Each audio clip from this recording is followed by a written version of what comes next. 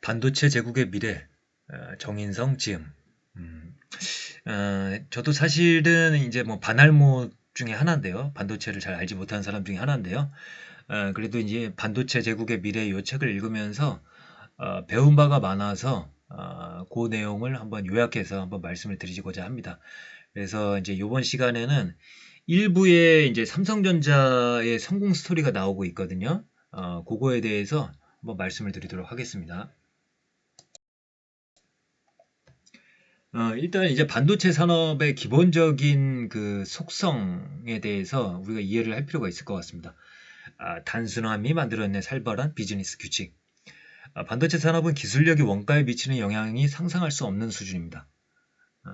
그래서 이제 과거에 그 메모리 가격이 하락하는 거를 보면은 뭐 수십 년, 한 30년, 40년 사이에 100만 배가 넘게 가격이 하락했다고 하죠.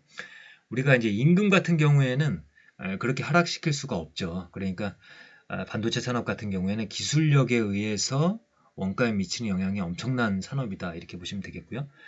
특히 반도체 회사는 설계를 바꾸고 신형 노광 장비 등을 도입해서 차기 미세 공정으로 넘어가게 되면 원재료인 웨이퍼 위에 기존보다 수십 퍼센트가 넘는 반도체를 추가로 배치할 수 있는 잠재력을 가지게 됩니다. 같은 면적 안에 트랜지스터가 100만 개이건 1만 개이건 전력 소모가 같습니다. 따라서 이제 기술력이 높아지면 이제 같은 면적 안에 트랜지스터를 더 많이 이제 설치를 할 수 있겠죠. 따라서 기술이 앞서가는 회사는 집적도를 올려 원가를 극단적으로 낮출 수가 있습니다. 반도체 업종은 한 대 가격이 2천억 원이 넘는 노광기를 수십 대를 들여놔야 하는 대표적인 장치 산업입니다. 고정 비용이 크다는 것은 회사들이 그해 생산 시설을 멈추더라도 아낄 수 있는 비용이 그다지 많지 않다는 것을 의미한다. 반도체 공장이 생산 자체를 중단하는 상황은 매출액이 변동 비용보다 낮을 경우다. 반도체 회사의 변동 비용 비율은 매우 낮은 편이다. 그래서 제품의 가격이 시장에서 공포스러울 정도로 하락하더라도 생산을 멈출 수가 없는 것이다. 그래서 이제 그 반도체의 매출액 자체가 변동 비용보다 크면은 그 변동 비용을 차감시키고 나머지 부분은 또 고정 비용을 차감시킬 수 있지 않습니까? 그러니까 일단 설치를 하면은 고정 비용은 계속해서 나가기 때문에 매출을 발생시키지 않으면은 그 고정 비용을 이제 감당할 수가 없는 거죠. 그래서 손실을 각오하고서라도 계속 제품을 만들어낼 수밖에 없는 겁니다. 왜냐하면 공장을 중지를 시켜버리면은 그 손실이 더 크기 때문입니다. 매출을 이제 발생시키는 것보다요. 그래서 일단 설비 투자를 집행하고 나면 연구 개발과 재무 운영 이외에는 달리 해볼 수 있는 게 없다. 그래서 반도체 산업은 어마어마하게 큰 규모의 돈이 들어가고, 그리고 이제 그 결정에 대해서 되돌릴 수가 없다라는 것, 그리고 그 기술력이 원가에 미치는 영향력이 엄청난 산업이다라는 것을 이제 이해를 하시면 되겠습니다. 그리고 이제 D램에서 삼성전자가 어떻게 성공했는지를 보면은 일단 이렇습니다. 일본 기업 같은 경우에는 그 수율이나 생산성에 관심이 많았다라면은 삼성 같은 경우에는 소비자와 시장을 좀 더 고려하는 연구소 위주로 사업을 진행하였다. 그래서 이제 어떻게 보면은 이제 삼성이 좀 더 시장 친화적으로 이제 사업을 진행을 했다라는 거죠. 그래서 이제 쓸데없이 성능을 높이지 않았고, 이를 통해서 원가를 절감할 수 있다라는 측면으로 보시면 되겠습니다. 그래서 이제 한 두 번째 단락쯤에 보시면 삼성전자는 시장이 요구하지 않는 성능 부분은 철저하게 골라낸 뒤 시장의 요구를 정확히 맞출 성능을 끌어내고 남는 모든 역량을 철저하게 원가에 집중하는 전략을 취했다. 그래서 삼성전자가 이 책에서 말하는 바에 따르면 기술력이 없었던 것이 아니라는 것입니다. 그냥 기술력은 있었음에도 불구하고 그냥 고객이 요구하는 정도의 성능만 맞춰주고 대신에 가격을 엄청 낮추는 전략을 사용을 한 거죠. 이제 반면에 일본 회사들은 항상 최고의 성능과 품질을 가진 반도체를 만들고 싶어 했다. 이를 위해서는 D램의 개별 회로들이 최고의 품질을 만들어줄 필요가 있었다. 당연히 제조 공정은 길어질 수밖에 없었으며 특정 회로가 요구하는 높은 특성을 만족시키기 위해서 사용하는 장비의 종류가 늘어날 수밖에 없었다. 장비의 종류가 늘어나게 되면 도입되는 개별 장비의 가동률은 낮아질 수밖에 없었다. 반면에 한국의 메모리 회사들은 최대한 유사한 장비를 대량으로 도입하고 그에 맞춰 메모리를 설계했다.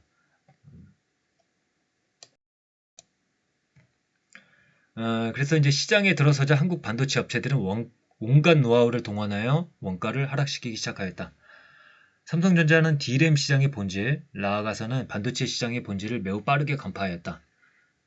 컴퓨터라는 기기의 포지션이 개인이 함부로 구매할 수 없는 첨단 기기에서 개인용 전자기기로 변화함에 따라 시장에서 완제품의 수명이 빠르게 짧아지고 있음을 파악하였다. 그래서 제품의 수명과 품질을 사용자가 필요로 하는 정도로 맞추고 나머지 자원을 원가 경쟁력 확보에 사용하는 원칙을 확립하였다. 이를 통해 구매자에게 원치 않는 레벨의 고성능 제품을 제공하는 대신 더욱 낮은 가격으로 핵심 부품을 공급해 준 것이다. 그러니까 어차피 고객 입장에서는 사용하지 않는 그런 성능이나 그런 것들은 사실 맞춰줄 필요가 없는 거죠. 그 쓸모없이 고성능이라는 거죠.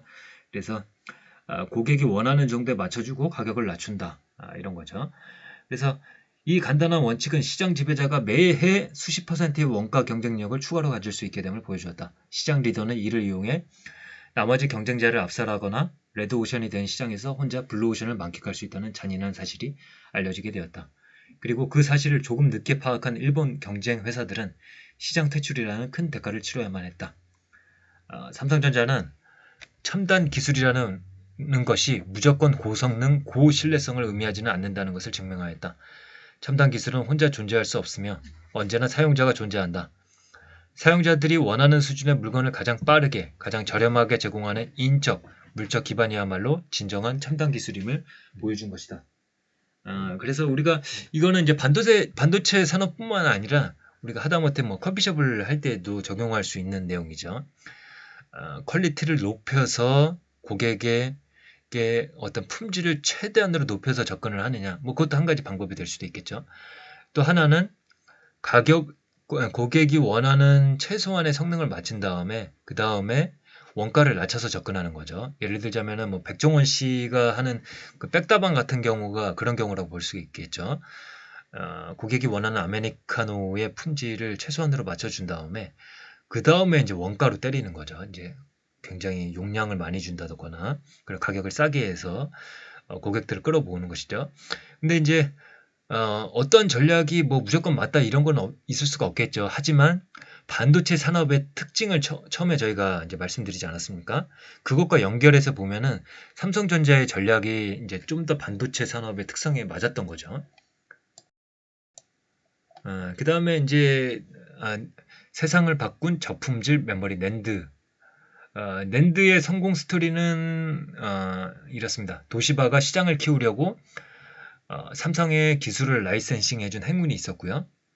그 다음에 두 번째로는 애플이 이제 세상에 혁신을 준비하고 있었는데 그 혁신에 삼성 제품이 들어감으로써 규모의 경제를 달성할 수 있게 되었다. 이렇게 보시면 되겠습니다.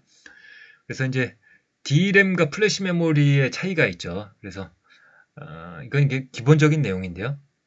플래시 메모리 같은 경우에는 전화가 절연 공간에 갇혀 있는 방식이므로 전자장비임에도 불구하고 전원을 차단하더라도 데이터가 그대로 보존되는 독특한 특징이 있었다. 그래서 이제 플래시 메모리에는 이제 데이터가 저장되는 그런 역할을 하게 되는 거죠.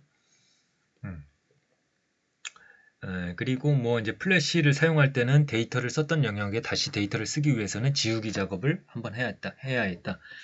근데 플래시 메모리는 데이터가 절연 공간에 있으므로 반대 방향으로 전압을 가해서 전자를 전부 빼내야만 했다. 뭐 이렇게는 하는데 이런 작업을 하면서 플래시 칩은 쓰기 요청이 들어온 데이터를 몇 글자 정도 틀리게 저장을 하고 말았다. 플래시 메모리는 대부분 컨트롤러와 결합되어 운영되며 컨트롤러 안에 조그만 소프트웨어를 탑재하여 이런 문제를 해결한다. 그래서 뭐 여기는 그냥 기본적으로 뭐 D램과 플래시 메모리의 차이를 이제 말씀드리는 건데요. 요거는 그냥 참조해서 보시면 되겠고요. 삼성과 관련해서는 이제 이러한 스토리가 있습니다. 이제 낸드 요 관련돼서 플래시 메모리는 노어와 낸드라는 두 가지 다른 형태를 가지고 있었고요. 이런 차이가 있었는데요. 뭐 이제 노어 같은 경우에는 한 번에 접근할 수 있는 크기가 D램과 비슷한 수바이트 정도로 작았던 반면 낸드는 반드시 한 번에 수 킬로바이트씩 접근해야 하는 단점이 있었다. 반면에 용량당 가격의 경우 노어와 낸드는 수배 가까이 차이가 났다고 이렇게 이야기를 하죠. 그래서 이제 인텔은 노어 플래시였고 도시바 같은 경우에는 낸드 플래시였는데 여기서 이제 시장의 표준을 잡기 위한 경쟁이 있는 거죠. 그래서 인텔과의 경쟁에서 비트 출하량이 밀릴 경우 표준 자체가 생기지 못해 큰 시장 형성이 되지 않을 것으로 판단하였는지 도시바는 자체 규격을 만들어 낸드 기반의 저장 매체를 만들었다. 그리고 1992년 당시 자신들보다 한참 규모가 작던 삼성전자에게 낸드 플래시 기술을 라이센싱 해주게 된다. 도시바는 이런 결정을 통해 노어 진영에게 승리를 거두게 되지만 물론 그 뒤에 자신들이 2인자로 밀려날 것을 예상하지 못했다.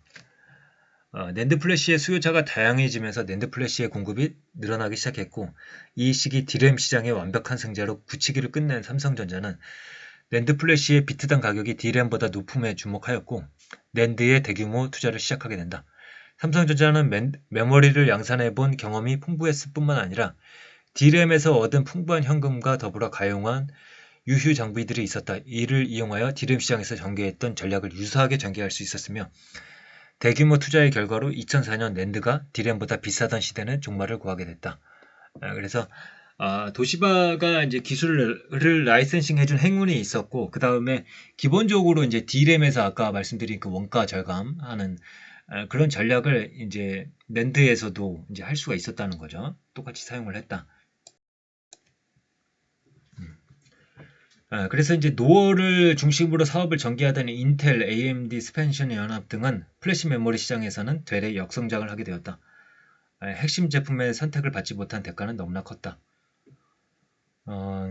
반면에 이제 삼성전자가 플래시 메모리 시장에서 이룬 성취는 부분적으로 D램 시장에서와 비슷하지만 세부 내용에서는 좀 차이가 있었습니다.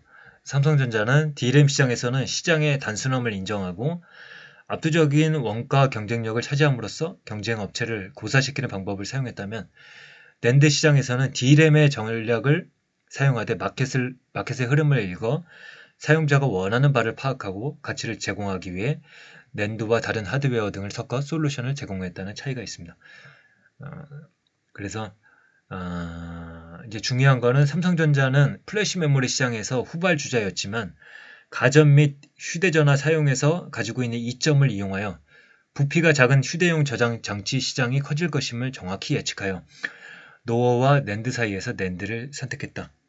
또 당시 혁명을 준비하고 있던 애플과 손을 잡아 노어 플래시와의 경쟁에서 시장의 승자가 되면서 하나의 혁신을 촉발시킨 매개체가 되었다. 이렇게 보시면 되겠고요. 그 다음에 이 책의 이제 1부에서는 삼성전자의 성공 스토리를 다룬 다음에 그 다음에 이제 인텔의 역사도 훑고 있거든요.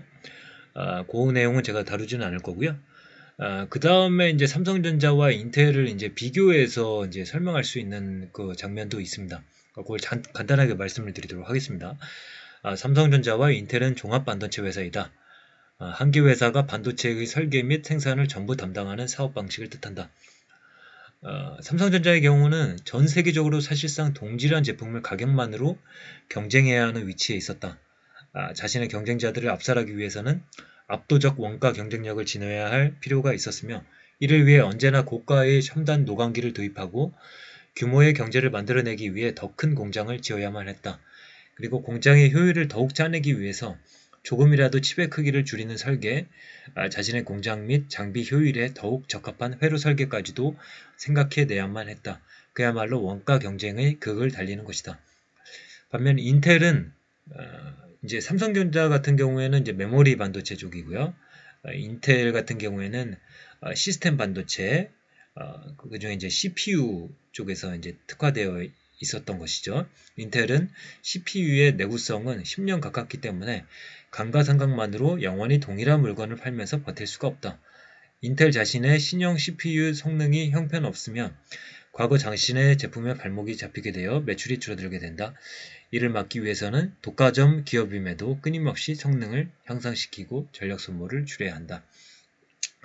이렇게 해서 이제 일부 내용만 이제 간단하게 살펴보았는데요. 우리 산업에서 중요한 게 이제 삼성전자의 역할이고, 삼성전자를 이해하는 것이 중요하다고 생각을 해서 이 부분을 위주로 해서 한번 살펴보았고요. 이 책의 뒷부분에는 좀 더 많은 반도체 회사들을 다루고 있고, 그들이 가지고 있는 장점과 직면한 한계의 문제점들도 나오고 있고, 후반부에는 이제 중국에 대해서, 중국의 반도체 굴기에 대해서도 다루고 있는데, 이제 기회가 되면은 이 부분도 한번 다뤄보기로 하고요. 관심 있으신 분들은 이 책을 한번 사서 한번 보시면은 도움이 많이 되실 것 같습니다. 그러면 오늘의 리뷰는 이것으로 마치도록 하겠습니다. 감사합니다.